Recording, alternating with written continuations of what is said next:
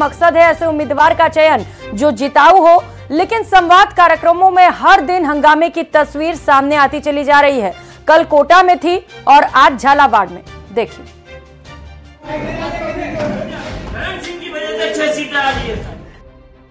अगर किसी ने कमजोर किया तो एक मात्र जिम्मेदार उसका। संवाद कार्यक्रम में फूटा कांग्रेस कार्यकर्ता का गुस्सा।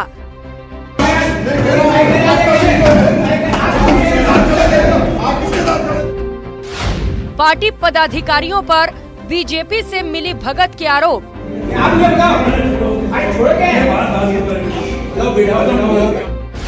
झालावाड़ में कार्यकर्ता संवाद कार्यक्रम में हंगामा।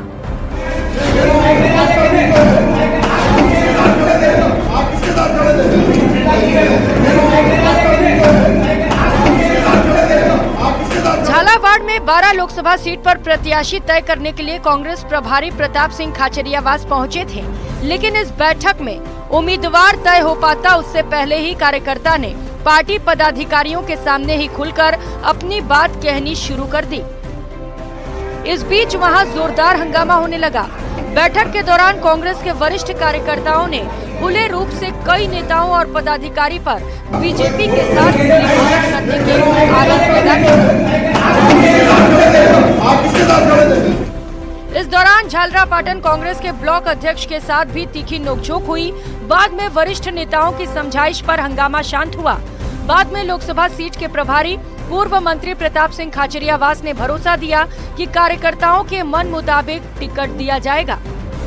कांग्रेस का इस बार प्रयास है, इसीलिए हम सब लोग निकले हैं कि ऐसे लोगों को चुनाव मैदान में उतारा जाए जो कार्यकर्ताओं की पसंद हो, जनता की पसंद हो, जो कांग्रेस की विचारधारा के साथ खड़े रहें और मुकाबला करें। इस देश में इंदिरा गांधी जी चुनाव हार गई थी, अटल बिहारी वाजपेयी जी, भैरव सिंह जी, शेखावत, बड़े बड़े दिग्गज अशोक जी गहलोत, ये ऐसे लोग भी चुनाव हारे हैं। तो ये कहना कि चुनाव में हार जीत अपनी जगह होती है, लेकिन अपने मुद्दों पर खड़े होकर जनता के अधिकारों को लेकर जो आवाज उठाता है वही सच्चा नेता और सच्ची पार्टी है। सोमवार को कोटा में कार्यकर्ताओं ने नेताओं को जमकर खरी खोटी सुनाई थी।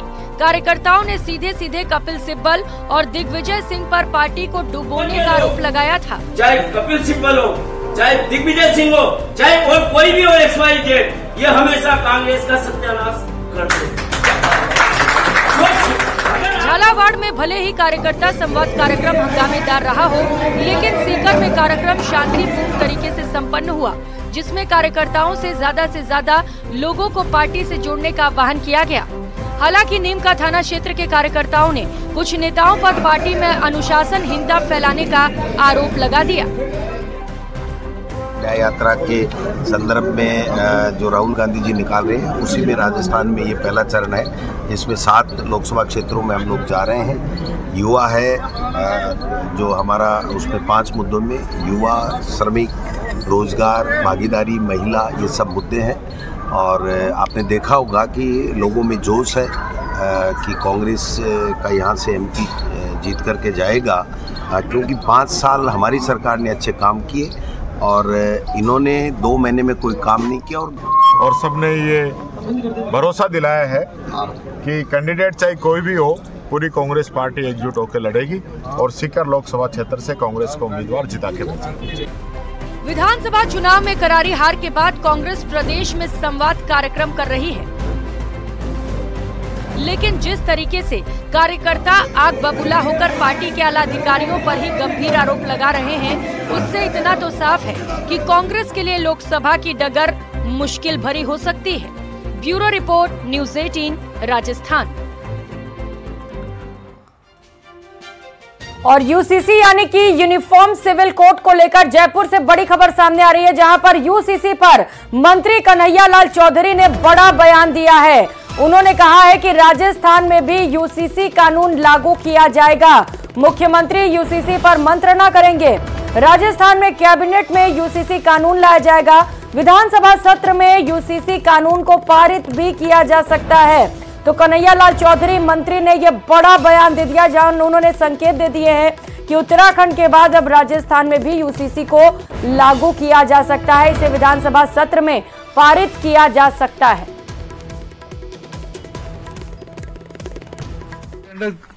एक देश में दो कानून चल नहीं सकते, ये किस तरह से चल रहे थे। बाकी एक देश में एक ही कानून होना चाहिए, बहुत इम्पोर्टेंट है।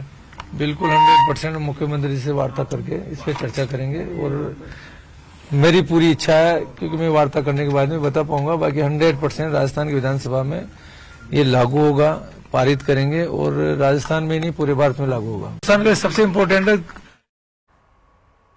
तो वहीं उत्तराखंड विधानसभा में आज मुख्यमंत्री पुष्कर सिंह धामी ने समान नागरिक संहिता कानून यानी कि यूसीसी का ड्राफ्ट पेश किया। यूसीसी पर ड्राफ्ट लाने वाला उत्तराखंड देश का पहला राज्य है। उत्तराखंड में यूसीसी ड्राफ्ट पेश होने के बाद राजस्थान में भी इसे लेकर अब मांग उठने लगी है। ये रिपोर्ट देखिए।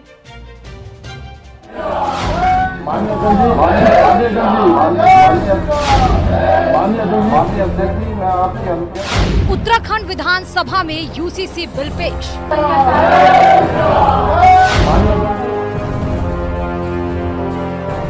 राजस्थान में भी लागू करने की उठी मांग।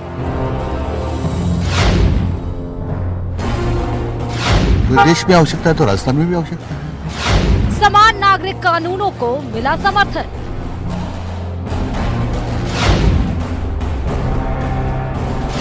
कॉमन सिविल कोड पर वो लाया जा रहा है, वो बहुत आवश्यक है। समय के हिसाब से, देश की परिस्थिति के हिसाब से बदलेगा नियम, प्रदेश में भी बनेगा कानून। उत्तराखंड के मुख्यमंत्री पुष्कर सिंह धामी ने जैसे ही विधानसभा में यूसीसी बिल को टेबल पर रखा, बीजेपी के विधायक जय श्री राम के नारे लगाने लगे। पूरी उत्तराखंड विधानसभा जय श्री राम के नारे से गूंज गई और बीजेपी विधायकों ने टेबल बजाकर इसका जोरदार स्वागत किया।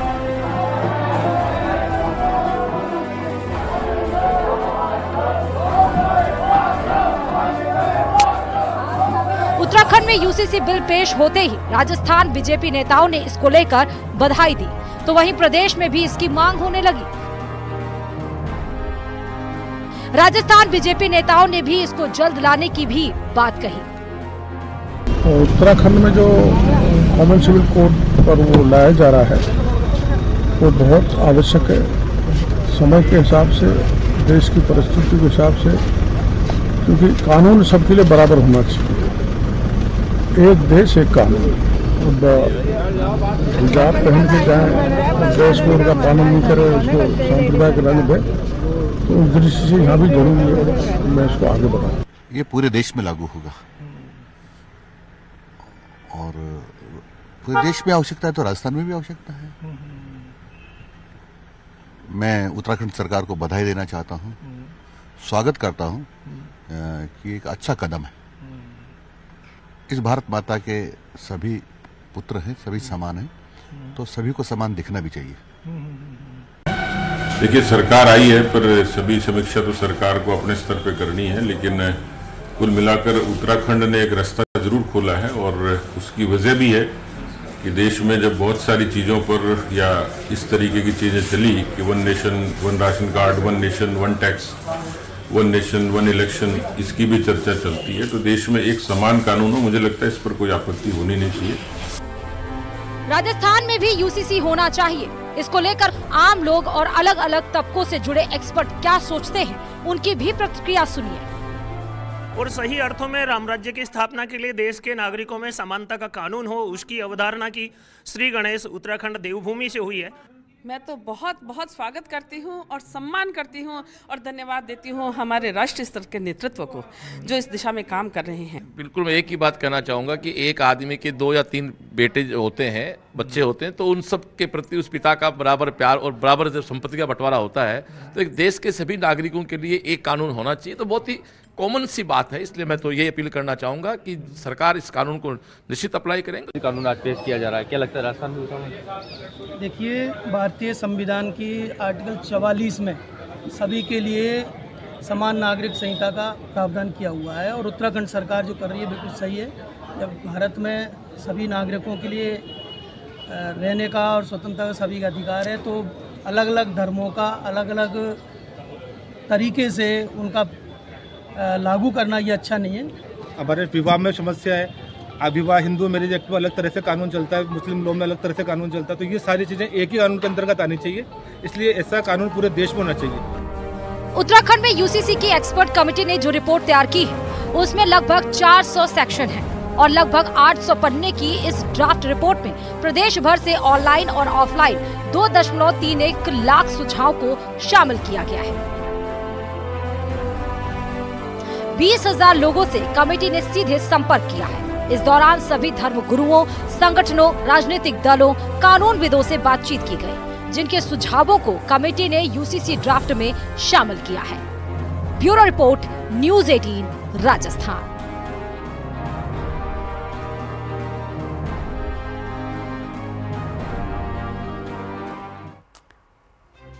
तो वहीं यूसीसी पर कांग्रेस विधायक अमीन कागजी ने कहा कि शरीयत मुसलमानों का संवैधानिक हक है। शरीयत से छेड़खानी न तो अल्पसंख्यक समाज स्वीकार करेगा, न ही ये बदलाव कोर्ट में टिकेगा।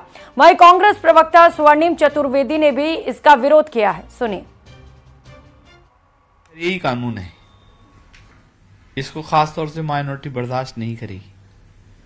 कानून बनना और उसको धरातल पे उसका 100% अमली जामा पहनाना, ये एक नया संकट सरकार के लिए अपने आप पैदा कर रही है। कोई भी इस चीज को मानने को तैयार नहीं है। हमारे को संविधान ने अधिकार दे रखा है। निश्चित रूप से भारतीय जनता पार्टी समय समय पर समाज में विघटन के लिए अनेक तरह के प्रयास करती है और अब यूसीसी, जिसका मसौदे भी अभी किसी को पता नहीं है, ये लेकर के आ रहे हैं और कह रहे हैं कि सब के लिए एक समान कानून होगा, जबकि सनातन धर्म में चाहे दक्षिण भारत हो, उत्तर भारत हो, पश्चिमी भारत हो, सब जगह पे अलग अलग संस्कृतियाँ हैं, विवाह की पद्धतियाँ अलग हैं, लेकिन इन सब में एक रूपता लाने करके आप केवल और केवल हमारी संस्कृति को नष्ट करना चाहते हैं। तो वहीं भरतपुर में चल रहा जाट समाज का आरक्षण आंदोलन अब थमने लगा है। आज सरकार के साथ आरक्षण संघर्ष समिति की बैठक हुई, जिसके बाद कई मसलों पर चर्चा की गई और सहमति बन गई है। ये रिपोर्ट देखिए।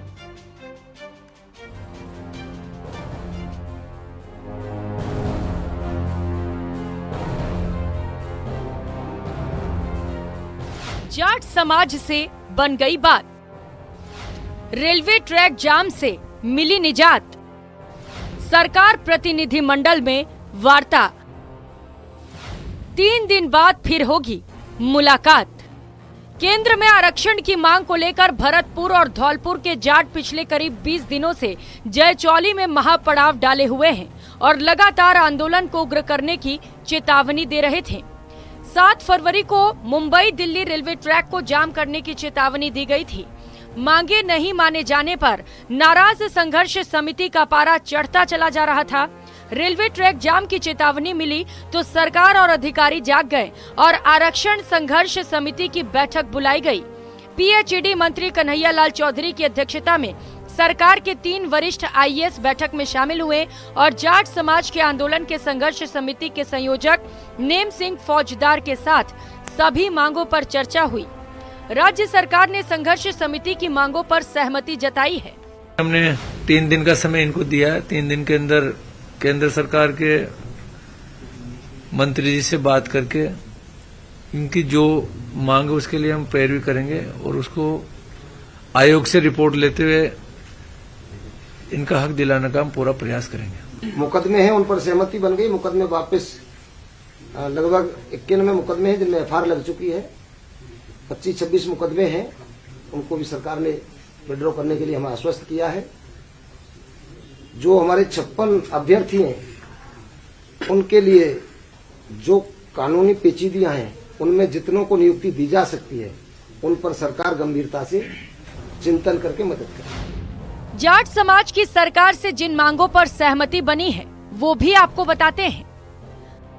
राज्य सरकार आरक्षण के मामले को केंद्र में भेजेगी। केंद्र में राज्य सरकार मामले की मजबूत पैरवी करेगी।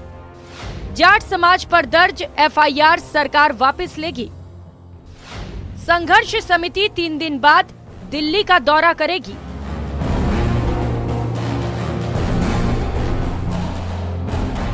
संतोष जताया और हमें आश्वासन दिया कि हम जाने के बाद में जो भी हमने 7 तारीख को जो पटरी पर बैठने का तो वो भी वापस लेंगे और आंदोलन को उठाएंगे और सिर्फ जो भी जहाँ जहाँ वार्ता होगी उसमें लगेंगे। तीनों मुद्दों पर वार्ता सकारात्मक रही है। प्रमुख मुद्दा है हमारे भरतपुर धौलपुर के जाटों को केंद्र में आरक्षण। उसको लेकर जो 4 सदस्यीय समिति माननीय कन्हैयालाल जी मंत्री उनके अगुवाई में बनाई गई है सरकार के द्वारा, जिसमें अविनाश गहलोत जी और डॉक्टर शैलेश और अपने भाई जगत सिंह जी हैं।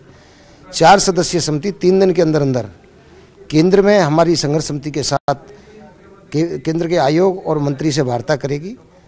सरकार ने रुख साफ किया है कि हम सकारात्मक रूप से तहे दिल से ये चाहते हैं कि जाट समाज को न्याय मिले, और मंत्री जी ने आपके सामने मीडिया के समक्ष भी कहा है कि इनका हक है, इनको मिलना चाहिए। दूसरी मांग थी हमारे मुकदमों वापसी वाली, उस पर भी हमारी सहमति बनी है। तीसरी मांग हमारे जो चयनित अभ्यर्थी हैं, लगभग 56 बच्चे हैं, उनके साथ लगभग 5-6 साल से अन्याय हो रहा है, उनको भी न्याय दिलाने के लिए उन्होंने कहा है। तीनों ही विभाग के अधिकारी सेक्रेटरी वगैरह यहाँ रहे हैं, तो उन्होंने मैं आश्वस्त किया है, तीनों मांगों पर सहमति बनी है। अब हमारा जो रेलवे ट्रैक कल 12 बजे जाम होना था उसको हमने वापस लिया है। गांधीवादी तरीके से आंदोलन जारी।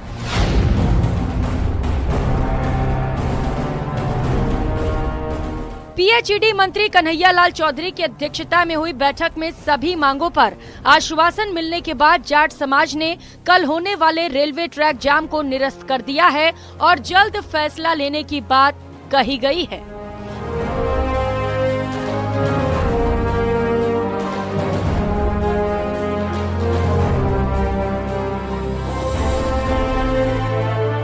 जो वार्ता हुई है वो एक सफल वार्ता बताई जा रही है। अब देखना यह है कि आरक्षण संघर्ष समिति इस वार्ता को किस तरीके से लेती है। कैमरा पर्सन अविनाश शर्मा के साथ राकेश शर्मा, न्यूज़ 18 राजस्थान, जयपुर। और रुक करेंगे, इस बीच मिल रही एक और बड़ी खबर का। राजधानी जयपुर से बड़ी खबर है, एसीबी मुख्यालय से जुड़ी है बड़ी खबर आपको बताते चले। भ्रष्टाचारियों के खिलाफ एसीबी और भी ज्यादा एक्शन में आने वाली। एसीबी मुख्यालय में कल सुबह बड़ी मीटिंग की जाएगी। एसीबी डीजी राजीव शर्मा की अध्यक्षता में एक बड़ी बैठक होगी। बैठक में एसीबी के सभी अफसर भी मौजूद रहेंगे। भजनलाल सरकार की नीति के तहत रोड मैप तैयार किया जाएगा, क्योंकि मुख्यमंत्री भजनलाल शर्मा ने निर्देशित किया है कि सभी भ्रष्टाचारियों पर सख्त कार्रवाई हो। और इसी क्रम में एक बड़ी बैठक जहां पर सभी अफसर्स भी मौजूद रहेंगे। रणनीति बनाई जाएगी कि कैसे ज्यादा से ज्यादा एक्शंस लिए जाए।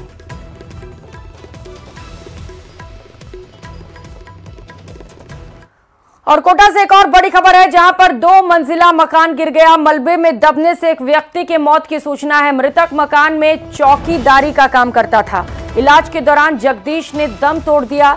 दक्षिण विधायक संदीप शर्मा भी मौके पर पहुंचे हैं। जिला collector Ravindra Goswami, city SP Sharad Chaudhary भी मौके पर मौजूद हैं। वहीं दक्षिण विधायक संदीप शर्मा भी इस वक्त मौके पर पहुंच चुके हैं। तो 2 मंजिला मकान जो ढह गया, वहां से ये तस्वीर आपको दिखा रहे हैं। हालांकि सूचना मिलते ही रेस्क्यू टीम मौके पर पहुंच गई थी। मलबे को हटाने का काम भी तुरंत शुरू किया गया, लेकिन बेहद दुखद खबर सामने आ रही है, जहां पर एक व्यक्ति की मलबे में दबने से मौत हो गई। अब इस वक्त वहां पर विधायक से लेकर कई आला अधिकारी मौके पर पहुंचे हुए हैं और यह हादसा हुआ कैसे, इसे लेकर भी जांच पड़ताल जारी है।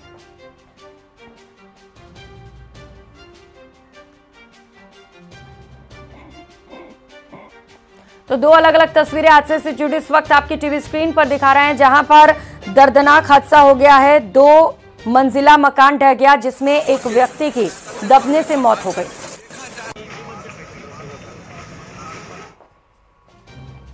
और खबर जयपुर से है। राजधानी में अतिक्रमण पर लगातार एक्शन जारी है। अतिक्रमण पर एक बार फिर से नगर निगम का पीला पंजा चला है। हटवाड़ा और हसनपुरा रोड पर अतिक्रमण हटाए गए। हेरिटेज नगर निगम की विजिलेंस शाखा की ओर से यह कार्रवाई की गई। विधायक गोपाल शर्मा ने अतिक्रमण का मुद्दा उठाया था। मेयर की अध्यक्षता में बैठक लिया गया और इस बैठक में निर्देशित किया गया था, और इसके बाद यह कार्रवाई जिसे अंजाम दिया गया और अतिक्रमण को ध्वस्त किया गया। और जैसलमेर जिले में आर्मी इंटेलिजेंस की टीम ने एक संदिग्ध व्यक्ति को डिटेन किया है। सरप्राइज चेकिंग के दौरान इसको मिलिट्री स्टेशन से डिटेन किया गया। जैसलमेर कोतवाल सत्यप्रकाश बिश्नोई ने बताया कि आर्मी इंटेलिजेंस की टीम ने जैसलमेर आर्मी कैंट से एक संदिग्ध युवक को डिटेन किया।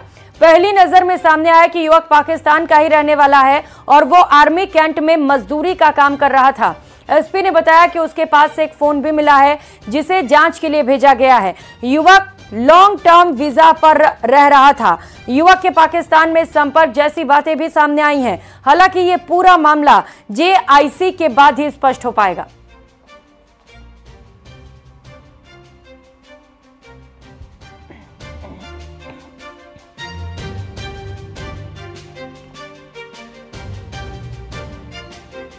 ये जो आर्मी इंटेलिजेंस ने कल रात को एक व्यक्ति है जिसका नाम मनु काराराम भील है, जो कि फलोदी साइड का रहने वाला है, यहाँ आर्मी एरिया में फ्यूल डिपो में मजदूरी कर रहा था, तो उसकी गतिविधियाँ संदिग्ध उनको लगी, तो उन्होंने इसको कोतवाली थाने में पेश किया है और अभी हमारी जो जॉइंट इंटरोगेशन टीम है उसके द्वारा इससे आगे की पूछताछ की जा रही है।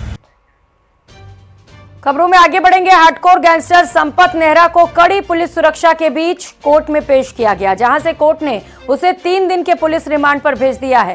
3 दिन के रिमांड के दौरान पुलिस संपत नेहरा से चूरू के व्यवसायी से लूट और रंगदारी मामले में पूछताछ करेगी। लॉरेंस बिश्नोई के गैंगस्टर संपत नेहरा को सोमवार को पुलिस ने कड़ी सुरक्षा के बीच कोर्ट में पेश किया। नेहरा को बुलेट प्रूफ गाड़ी में कोर्ट ले जाया गया और इस दौरान कोर्ट परिसर को छावनी में तब्दील कर दिया गया। डीएसपी जयप्रकाश अटल ने बताया कि जनवरी 2022 में चूरू के पंखा सर्किल रोड स्थित टायल और सैनिटरी शोरूम में पिस्तौल की नोक पर लूट और रंगदारी के मामले में कोतवाली पुलिस ने गैंगस्टर संपत नेहरा को बठिंडा के हाई सिक्योरिटी जेल से प्रोडक्शन वारंट पर गिरफ्तार किया था।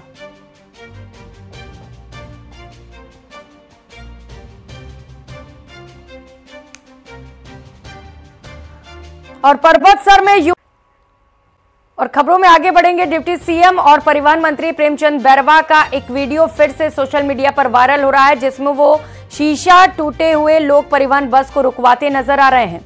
बताया जा रहा है कि डिप्टी सीएम प्रेमचंद बैरवा का ये वीडियो जयपुर से भरतपुर दौरे के वक्त का है, जब उन्हें बस का शीशा टूटा हुआ नजर आया। ऐसे में उन्होंने बस को रुकवाया और ड्राइवर से पूरी जानकारी लेकर शीशा बदलवाने के भी निर्देश दिए।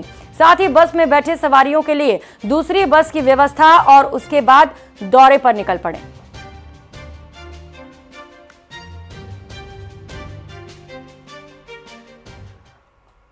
और चित्तौड़गढ़ से मिल रही बड़ी खबर का रुख करेंगे, जहां पर टैंकर में भीषण आग लगने की सूचना है। पेट्रोलियम पदार्थ से भरे टैंकर में भीषण आग लग गई। आग की वजह से अफरा तफरी मच गई। आग पर काबू पाने की कोशिश लगातार जारी है। चित्तौड़ उदयपुर हाईवे की यह घटना है। भातसोड़ा थाना क्षेत्र का ये पूरा मामला है। चित्तौड़ उदयपुर हाईवे पर ढाबे के निकट भीषण आग लग गई। फिलहाल मौके पर अफरा तफरी की स्थिति देखी जा रही है। दूसरी तरफ वाहनों की लंबी कतारें आप तस्वीरों में देख पा रहे हैं, जहां पर दूर दूर तक काले धुएं का गुबार उठता हुआ नजर आ रहा है। एक्सक्लूसिव तस्वीरें इस वक्त आप टीवी स्क्रीन पर देख पा रहे हैं। वाहनों की दमकल की टीम वहां पर पहुंच चुकी है, कोशिश जारी है। सहयोगी पीयूष हमारे साथ जुड़ चुके हैं। पीयूष, क्या अपडेट इस वक्त वहां से? उदयपुर और चित्तौड़गढ़ हाईवे पर एक ढाबा है, वहां पर समीप पर खड़े एक पेट्रोलियम से भरा टैंकर में भीषण अचानक आग लग गई है, जिसके चलते हाईवे पर जाम के हालात हो गए हैं। करीबन देर शाम को जो लगी आग थी, उस पर काबू पाने के लिए आसपास की आधा दर्जन से जो दमकलें हैं वो वहां पर मौके पर आग पर काबू पाने के प्रयास कर रही है। लगभग कुछ ही देर में संभावना बताई जा रही है कि अब आग पर काबू पाया जा सकेगा, लेकिन करीबन 3 से 4 घंटे तक ये आग का तांडव चलता रहा। भीषण आग के चलते एक तरफा का जो मार्ग है वो बंद कर दिया गया था और दूसरी तरफ से आवाजाही शुरू की गई थी, जिसके चलते वाहनों की लंबी लंबी कतारें लग गई है। पुलिस मौके पर पहुंच चुकी है। और क्या कोई जनहानि की भी सूचना है? जब ये आग लगी तो कोई मौजूद था टैंकर में? जी देखिए, उस वक्त वहां पर ये सबसे बड़ी बात यह है कि वहां पर कोई जनहानि की कोई सूचना नहीं है, लेकिन पुलिस जो है वो आग लगने के कारणों का पता लगा रही है। संभवतः ये पेट्रोलियम पदार्थ जो होते हैं ये ढाबे के वहां पर निकालने के दौरान चोरी का जो मामला होता है कि पेट्रोल पदार्थ जो होते हैं वो निकालने के दौरान, चोरी करने के दौरान इस तरह के हादसे घटित होते हैं। संभावना जताई जा रही है कि यहाँ पर भी ऐसा ही कुछ हो रहा होगा और उस समय ये घटना घटित हुई है। पुलिस इस बारे में पूरी जानकारी ले रही है। फिलहाल आग पर काबू पाने के प्रयास किए जा रहे हैं। जी, रास्ते को सुचारू कर दिया गया, क्योंकि जो तस्वीर हमने दिखाई वहां पर वाहनों की लंबी कतार लगी हुई नजर आ रही है।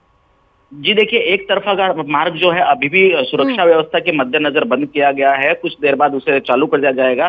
दूसरी तरफ का जो हाईवे का मार्ग है वहां पर आवाजाही चालू है और धीरे धीरे करके वाहनों को वहां से निकाला जा रहा है। जी बिल्कुल, एक्सक्लूसिव तस्वीरें भी हम दिखा रहे हैं कि किस तरीके से भीषण आग लगी है और काले धुएं का गुबार उठता हुआ नजर आ रहा है। पीयूष, ये जो टैंकर ड्राइवर है वो कहां पर है, इसे लेकर कुछ जानकारी मिल पाई है क्या कि वो आखिर जब ये आग लगी तो था कहां पर? जी देखिए, ये जो भीषण आग जो अचानक लगी, आग ने विकराल रूप ले लिया, तो लोगों पर मौके पर जो है लोगों की अफरा तफरी का माहौल मच गया। उस दौरान अभी तक टैंकर चालक का किसी भी तरीके से पता नहीं है। फिलहाल जो प्रथम जो कार्रवाई थी वो ये थी कि आग पर काबू पाने के प्रयास किए जाए। उसके बाद पुलिस इन्वेस्टिगेशन का विषय है और वो टैंकर चालक को गिरफ्त में लेती है। उसके बाद ही पता चल पाएगा कि आखिरकार क्या कारण रहे हैं इस पूरे घटनाक्रम के। जी ठीक है पीयूष, आप नजर बनाए रखिएगा। बहुत शुक्रिया आपका तमाम जानकारियों के लिए।